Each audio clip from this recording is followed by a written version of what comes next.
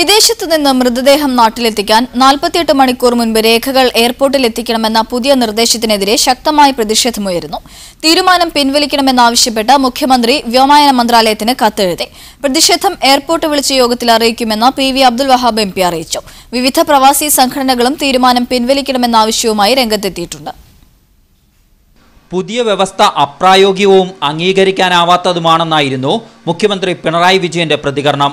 തീരുമാനം അടിയന്തരമായി പിൻവലിക്കണമെന്നാവശ്യപ്പെട്ട് കേന്ദ്ര വ്യോമയാന മന്ത്രാലയത്തിന് മുഖ്യമന്ത്രി കത്തയക്കുകയും ചെയ്തു. ഒരു ഉദ്യോഗസ്ഥന്റെ ഈഗോയാണ് പ്രശ്നങ്ങൾക്ക് കാരണമെന്നായിരുന്നു PV അബ്ദുൽ വഹാബ് MPയുടെ പ്രതികരണം. എയർപോർട്ട് ഓപ്പറേഷൻസ് വിഭാഗം CGM നാളെ വിളിച്ച യോഗത്തിൽ പ്രതിഷേധം അറിയിക്കുമെന്നും PV അബ്ദുൽ വഹാബ് MP അറിയിച്ചു. ഇതുപോലുള്ള ഓഫീസറാക്കി ഇയാൾ ആദ്യം സ്ഥലം മാറ്റണം, എന്നാലേ ബാക്കി ശരിയാവുള്ളൂ.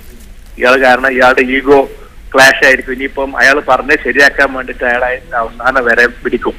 ഞാൻ പറഞ്ഞതാണ് ശരി, ഇത് ഉത്തരവില് എവിടെയോ കിടപ്പുണ്ട്, ഇനി ഉണ്ടെങ്കിൽ തന്നെ എത്രയോ കാലം മുമ്പുള്ള വല്ലതും ആയിരിക്കും.